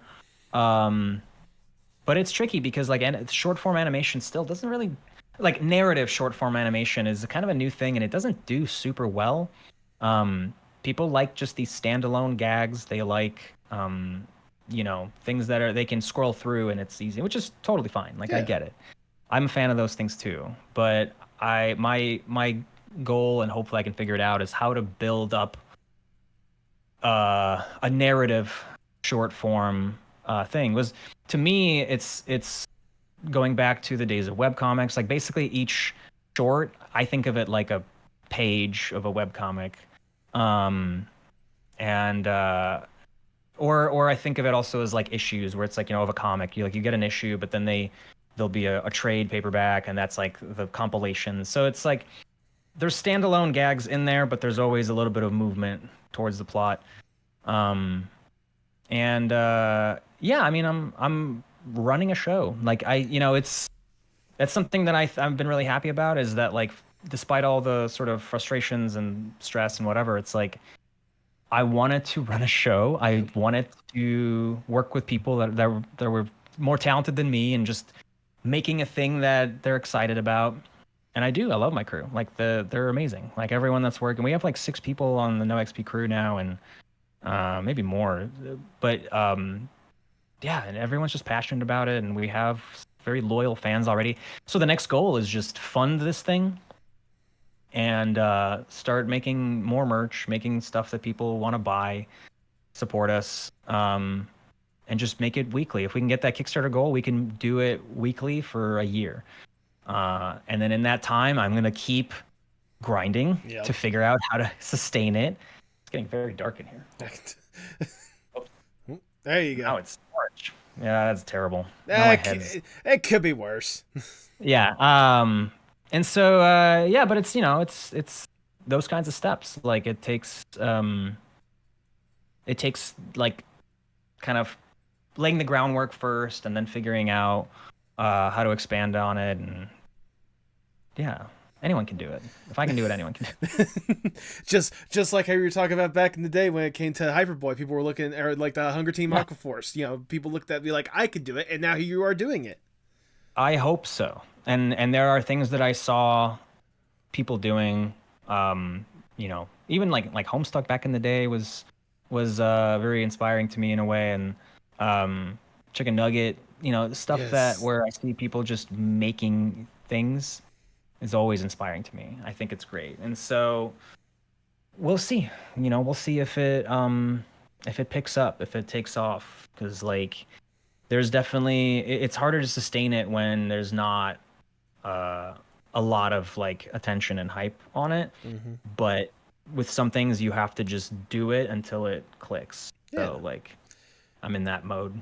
I mean, I'll tell you right now, at least for me, like no XP like almost instantly clicked with me. Like I love the humor that you guys are. I love the humor that you guys are presenting with it. The characters are so great. Toots is instantly like one of my favorites, just with how she's, you know, silly, like you said, you know, trying to capitalize on what she has and failing miserably, but in an entertaining way that you can't help but enjoy. The shorts, like I love some of the gags you're doing. Like some of my favorite episodes is like the Toots podcast radio show kind of thing. Really? That was a good episode that I enjoyed. It's just kind of like, you know, you expect like a loud rompous character, but it's just like, you know, yeah, very, very nice, very subtle. You know, you always gotta be down the clown, you know. Yeah, that's a Sean script. Yeah, that's a Sean script. It's funny because that one didn't do. No, I mean, you know, he's been writing a bunch of them. I think that it's interesting because like that one didn't do really well. You know, that one was not a big hit, and that's okay because clearly there's people out there like you that thought it was funny. And I thought it was funny. I don't make anything that I don't personally think is funny. And like, we'll have a script that it just doesn't work for me. Like I feel like there's something about it that isn't clicking, and we'll go back and forth. Like Sean and I, or I'll ask my other friends for help. And as long as I'm proud of what I'm making, like I think that's the important thing. And then the rest will come, because I've given up on trying to fight the algorithms and like all that. Like I think the most important thing is just continuously being on people's minds more than anything. And that's why it's the same model that TV shows use. You know, even like if you can make an episode of something, well, you know, they don't do once a week, but like for a while they'll have an episode of a show coming out every week for a few months or whatever. That's still, I think, the ideal way to release TV, because the binge thing came and went, and like it passes by so fast. People watch it in a weekend and then it's done, and it's like, okay, well, you blew all your marketing points in a weekend. It's like they see it that weekend, it gets a little bit of traction, and then like a couple weeks later it's like, oh wait, that's right, oh there's this new thing, let's see. And they move on. And then they move on. And so and that's the tricky thing. And I've noticed with NoXP even that I think when you become too consistent, I think people get bored. They get used to it existing in their peripheral, because they follow so many things. Everyone's following so many things. Oh yes. And so, and the algorithm kind of punishes you. It depends on the platform, but like they don't really. Some places love the weekly upload, or like TikTok loves the daily upload, which is impossible for animators. But but unless you're like planning out at least like a year in advance. Yeah. Oh, you have to really have it ready. Yeah. But you know, Twitter or X, whatever the fuck it is, it kind of hates when you are posting stuff. I don't know. It's a terrible website, but so I've noticed that sometimes that it's like when I don't post anything for a bit and then I come back, it feels like I'll get more, because it wants me to stay. You know, I think that there's these weird little things they put in the code where it's like, oh, you're back. Here's all these likes. We showed your thing to all these people because you haven't posted in a while. So it's like posting regularly sometimes hurts more than it. So it's fucked. It's all fucked, and I don't want to chase that formula. I just kind of want to make things that are enjoyable. Yeah, I get for that. people, put a smile on their face, you know. I mean, you're doing a good job with at least, again, one person. I know several others seeing some of the I support that you appreciate guys have gotten. I was gonna say like I did love that Toots one, but the one that hits me with on a personal level has to be when Vega tried to get the forklift job. I was gonna say, yeah. Like as a forklift operator, I have seen that person before. I have seen that person that has like little to no experience to be like, oh yeah, no, I totally got this. I got this. No problem. Don't worry about me. Yeah, no, totally. Yeah, this kind of And thing. they're upside down with a horse on top. I think I remember. I even commented. Like I replied to the initial video, being like, "As a forklift operator myself, this is I exactly how it remember. works." Yeah, that was you. Okay, yeah, that's funny. Yeah, I was like, what would be like a funny job for Vega Jack to try to do that I know is a very technical job that you have to like actually be certified for and all this shit, and this idiot thinks he can just do it. And so I like that one a lot. That one I've had that idea for a while, and it came out perfect. It did. It came out perfectly. So thank you. Oh, no problem. And I was gonna say, and for those out there that didn't get that, yes, you got that right. Yours truly is forklift certified. Bask in my glory. No. I don't know how to do it, so it's impressive to me. It's not as hard as you think. I'll be honest with you. It's just using common sense, being careful, and understanding how the things operate. That's all it is. But you don't know until you actually get into it. Like I'm Right. you can easily do that with all the stuff that you've had involvement in, like animation. You really don't know until you get into it. Music, podcasting. I'm sure you can easily test that as a former co-host for an incredible podcast. Yeah. Wow, I couldn't even say that. I podcast and I fucked up that word. Being a co-host for an incredible podcast known as Creative Block with you and V. You kind of mentioned that it was more or less a COVID project, but how did that podcast come to be? COVID depression. Okay, that's a very good start. It was I was really feeling low. I think V was too, and V posted something about like, oh, I think I might want to do like an interview show. Does anybody want to be a part of it? And a while back, I think it was like 2016, I had the idea for Creative Block then, but it was like a video interview show where I would film people on like a 2-chair set, whatever. Yeah. And we would talk about stuff because there was other shows that I was into at the time that were like that, like YouTube shows.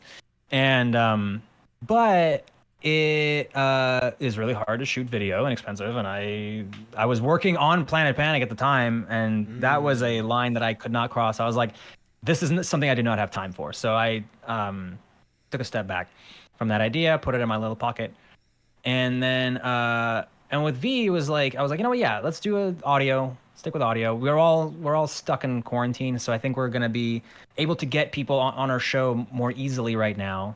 And that was another thing, is like it got harder and harder to get the people on that I wanted to get on because they're busy. Everyone started living their lives at a certain point. Yeah.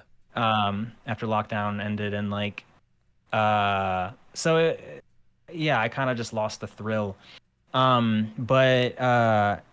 Yeah, it was just a thing we started with. We got our friends on early, for the first episodes, like, and then slowly we're able to, with the proof that we were legit, started able to get bigger guests on, and like Lauren Faust, and like a big one for me is Jason DeMarco's, like the guy behind like Toonami. Like, I don't know, that was like, I was geeking out.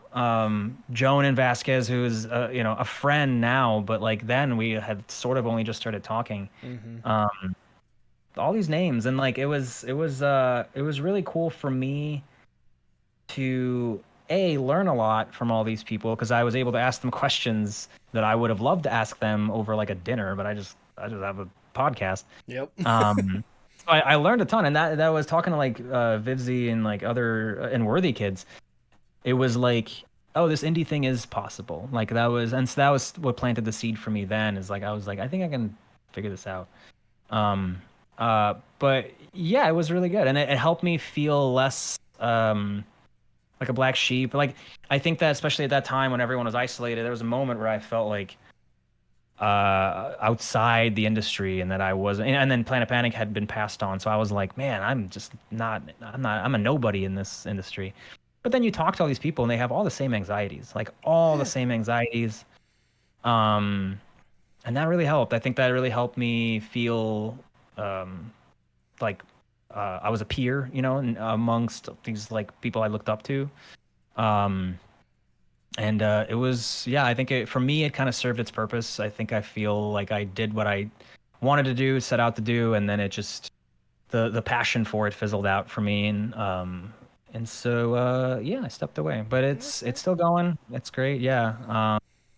And it's a great resource. I think, and all the episodes that I did are still there. And like, I think that, I hope that was always our goal with that V and I shared, was that like everybody, people that see it and hear, hopefully there's like young artists. That was always our audience, is like young artists, animators that are looking for that kind of like insight, and that they will watch these episodes and learn a lot, because I learned a lot and I'm in it. So it was still like, I'm sure I really tried to milk our guests for like valuable and like we always talk about failure. Like we really try to ask our guests about failure. Like, what did it feel like when you went through this? Because man, nobody talks about that. And that's the stuff you deal with a lot more than success. Success is easy to deal with. It's like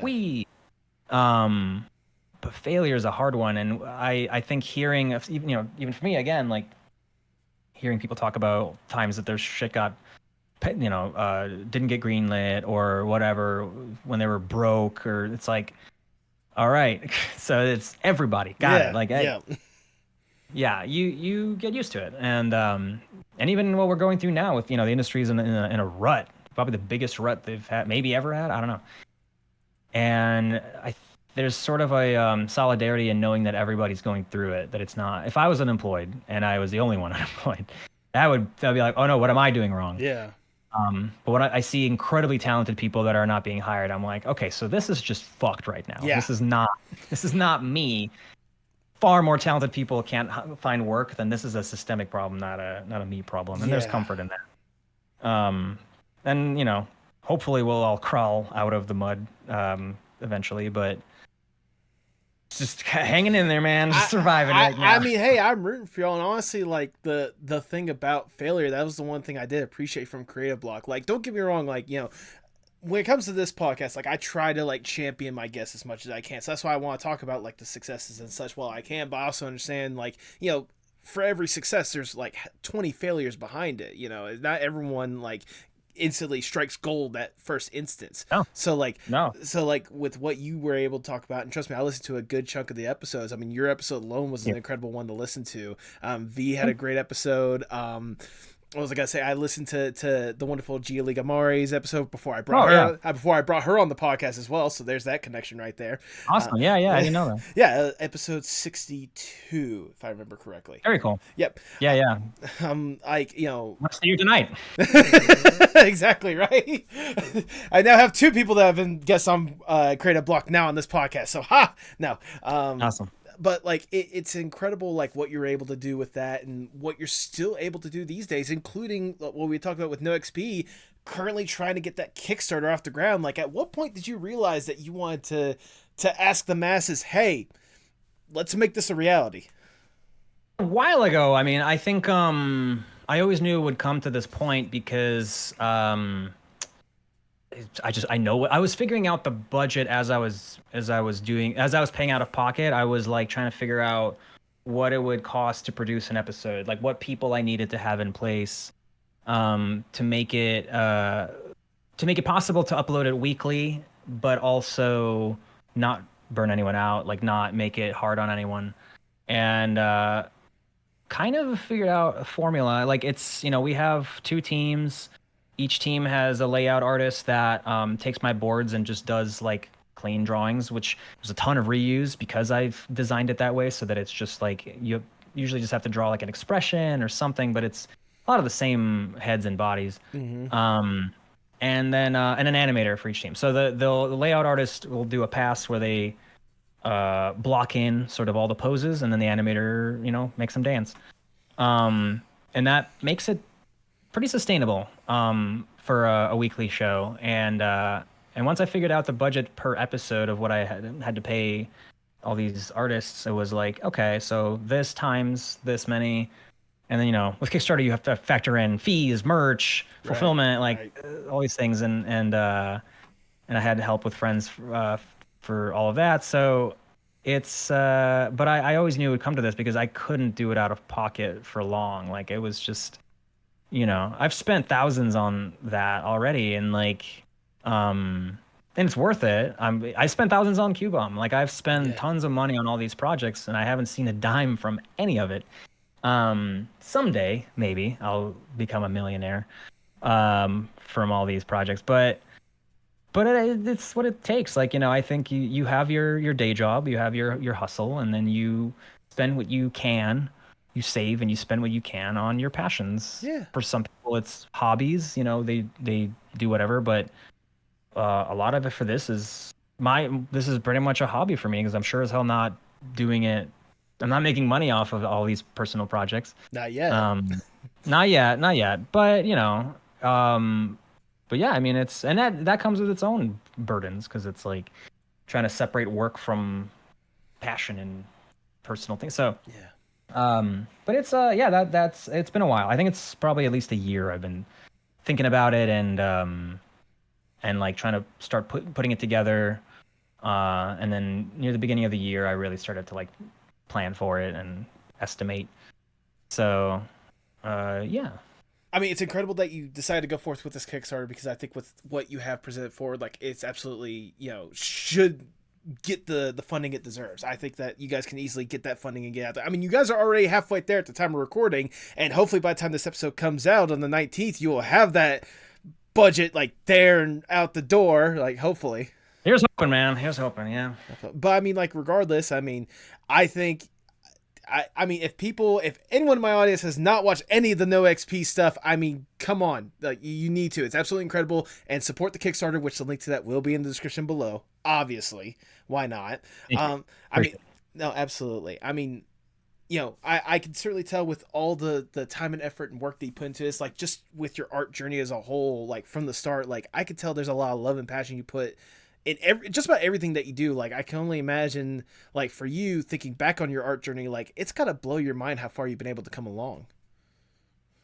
Thing that it's like a habit that I have to practice, that it's like thinking back, and even in like, I talk to my therapist about it all the time, that it's like I have to look back and look at all those things because like young me would have his mind blown, but the me that's here now is thinking about the next thing and is disappointed in the result or whatever, and I think a lot of creatives can share that. But you're absolutely right. Like I recently spoke to like a month ago, I went back to my hometown, and I for the first time since I graduated, I went back to my high school.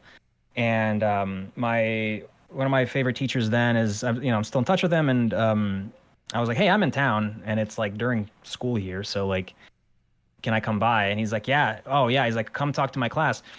And it was in the same class that I spent like a lot of time in, like the same room. It looked almost identical, but instead it was all these like not even Zoomer kids, whatever they are. Maybe I think they're Zoomers.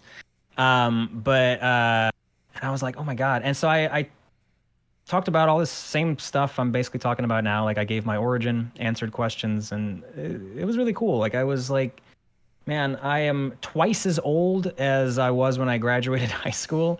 And I'm definitely twice as old as all these kids. But he asked me at one point, he was like, you feel successful, right? And I was like, yeah.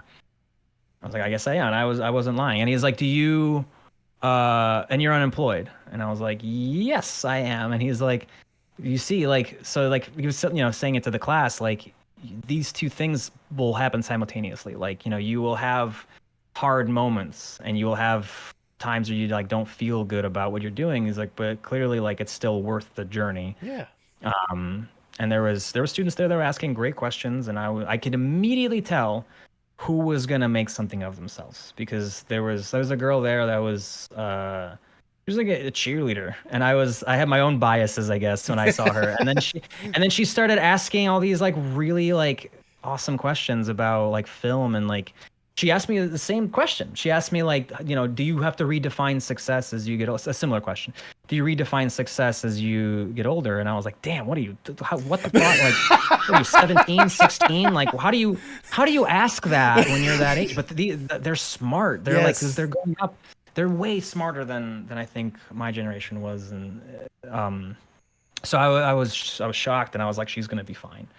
Like she apparently wants to be a director in New York, and it's like to her parents that's like a nightmare. And I'm like, no, fuck it, she's gonna be fine. Yeah. Like she'll figure out, she might not do that, but she will find something that is just as fulfilling and successful. And like, so yeah, it's all about pivoting, adjusting, doing new things. I've learned to really love discomfort. Okay. It's a cliche thing, but it's like people say, if you don't feel discomfort, then you're not growing, you're not learning. And so I think anytime I get too comfortable and things quiet down, my anxious little brain is like, I gotta figure out how to fuck this up for myself. So I start a band, I start a studio, I do stupid shit that makes me chase the next thing, Well, I can only imagine, especially if I could led you this far and seeing the impact it's had on like kids like that, it kind of leads me to the last question I have for you. I mean, thinking to how much art has impacted you in your life, how important is art, not just for you, but for the world as a whole? Incredibly. Like I was just talking about it recently that like the amount of good that media can do, I don't know. It's like immeasurable. Like I think that obviously there's stuff like representation and things that just show other people how other people's lives are that they didn't know about, didn't care about. But yeah, it sucks that the sort of climate of things right now, because with like AI and the studios all gouging artists and writers and actors, like all the profits have gone a little too high up, and people aren't actually making the money off the stuff they make. But that's a shame, because that's a huge shame. That's an understatement, but because we can't exist without these things. Like everybody needs something at the end of the day to distract them from work, from their stress, or even not even distract necessarily, but just like find joy in these things. And like, I love, I don't watch as much animation as I used to, because I'm not the target audience for a lot of it is for kids, and that's fine. I do watch some adult animation stuff, but I love video games. I would love to get into game dev. Okay. That's one of the goals that I have, which also is its own challenge. At some point I will get Jellybox will be successful, and I will be bored, and I'm like, I'm about to fuck this up and make a game. Feel like shit for 6 months trying to learn how to do that. I mean, it's gotten you this far. It's got me this far, but yeah, that's one of my like to-dos. And but yeah, I love music, and so I was like, I want to make a band. And people constantly tell me like oh, this music meant a lot to me. Like this album. We have a qbomb Discord that is always bumping with kids, but they like, it's exactly the audience that I wanted, which is weirdo 14-year-olds like me when I was that age, and I was into Linkin Park and Slipknot and whatever the hell, and like that's our fans, and I love it. That's exactly the people I wanted, is weirdo kids who need something visually stimulating that's like gives them inspiration. They're always drawing our mascot Quinn. They're drawing all these things. They're drawing us. People draw fan art of me as Izzy Deluxe, and I'm like, what the fuck? Like a lot. And I'm like, oh shit, they really believe that it's the funniest thing is when people don't know that I am also Gene Goldstein animator and whatever. Right. And like, oh, it's the funniest thing. It's like they will be like, guys, wait a minute. Like, who is Gene Goldstein? And like they'll actually they'll figure it out, and they'll like, wait, this is the creator of like Planet Panic or whatever. And I'm like, man, wow. That to me is great, because that means I pulled it off. Like I pulled off this stunt of having the two worlds be like separate. So yeah, it means a lot. I think art is the world is boring without it. You need it. Absolutely. With that is wonderfully worded, if I do say so myself. Thank you. That is all the questions I have for you. I've showered you with a lot of praise. I'll show you just a little bit more, because it's my podcast to do what I want. And I'll try to make it quick, because as you listen throughout the podcast, like, you're a really significant person in this art world more than anything else. All the stuff that you've kind of had a hand in, whether you realize it or not, like whether it's for me or for, you know, some kid out there, or, you know, for the indie animation community as a whole, you've had a really significant part in this. And it just amazes me more than anything else, like all the different hands of art, all the different hats of art that you've been able to put on and really go forth and do some incredible stuff, whether it be, you know, doing your own animation at first with Hyperboy, to, you know, doing the band with qbomb, to the animation nowadays with, you know, Planet Panic and NOXP now. Like, every single time I see something from you, I know it's going to be absolutely top-notch spectacular, and that's what I get excited for. And now getting the opportunity to sit down and talk with you, I said at the start, and I'll say it again, it was an honor to get to talk to you, and I really do appreciate you taking the time to be here. And I sincerely hope you continue to keep fucking up whatever you're doing, you know, with whatever goes on with life, because if it keeps producing the incredible results so far, fuck it all the way up. Fuck it as much as you can. Fuck it up as much as you can. Thanks, man. I really appreciate it. Yeah, that means a lot. I think that, you know, we all live in our own worlds, and like it's hard when you're just waking up and working on a thing all day or all week or whatever, and it's like you don't get the big numbers or the response that you want. It's like it's easy to feel down. And so I think that like people like you and just anybody who is out there like reminding artists and creatives that what the work they do matters, like it goes a long way. Like it really does go a long way, and I really appreciate everything you've said. But yeah, man, that's the message. Keep fucking it up. Amen to that. Now, people want to see how you're fucking it up more often than not. Go ahead and plug yourself for the people at home. Yeah, so you can follow me. I'm at Gene Goldstein everywhere. Twitter, X, whatever, Instagram. I'm on YouTube. There's also Jellybox, which is Jellybox_studio on I think every platform. I'm on Blue Sky now too, so is Jellybox. And we have a Kickstarter for NOXP. We're halfway funded, but we have 3 weeks left, and we're trying to get 20K. We have a lot of rewards. I'm actually announcing another add-on reward late next week, I think. Okay. It's a really funny one. Ooh. But yeah, I'm working on a promo for it this week, and then yeah, if we get that funded, then we'll be able to make NOXP for another year. And then if, you know, in that time, if it picks up, then we'll see. We'll be able to just keep going. And then qbomb, check out qbomb. We're on Spotify. We're on YouTube. We have new stuff coming out soon, but I don't know when. So that's a harder one to plug, but listen to Hyperpunk. Yep. We're very proud of that album. And that's it, but that's already a lot. So I mean, I'm gonna try to have all those links down in the description below, but I might miss one. I'll at least make sure that the NOXP Kickstarter is the first one so people can go find. Yeah, that's the big one. Thank you. Yeah. Do you have any final words before we sign off? Listen to Postmod Art Podcast. You don't have to plug me. You're already here. You don't have to flatter me. You're already on the show. I guess you're already listening to it, but you know. Well, then keep coming back to it, please. Please keep coming back. Yeah, keep coming back. That's all. With that, all I have left to say is for the people at home, pay your artist. Pay your artist. For sure. Tell me what's wrong, tell me it's parts in motion. Sing me a song, tell me your eyes can all open. Show me it all, pick me up in the car you drove when you used to call. Show me it all.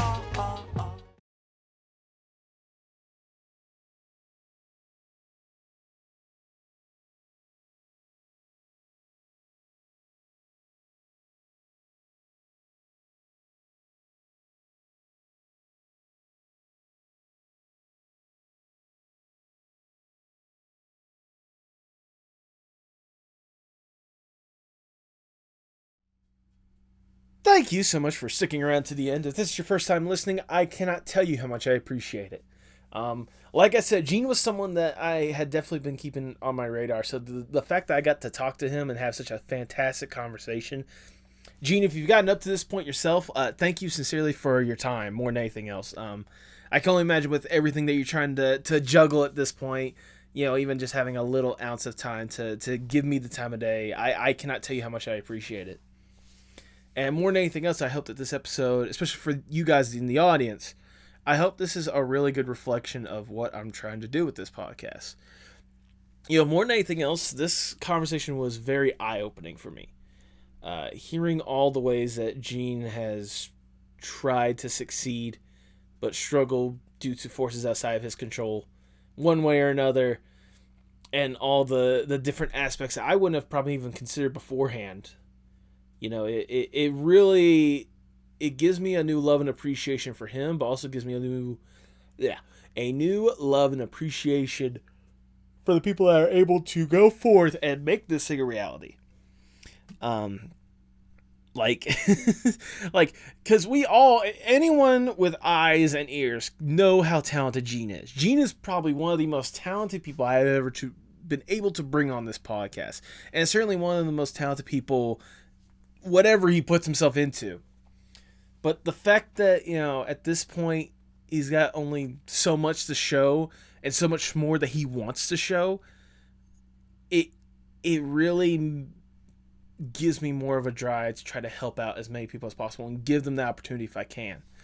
I know Gene's doing that with Jellybox, and if there's a way, like I said in the podcast, if there's a way that I can do that to so many of the people that I bring on this podcast, I absolutely would, because there's so many incredible people that I have brought on this podcast that absolutely deserve so many different opportunities.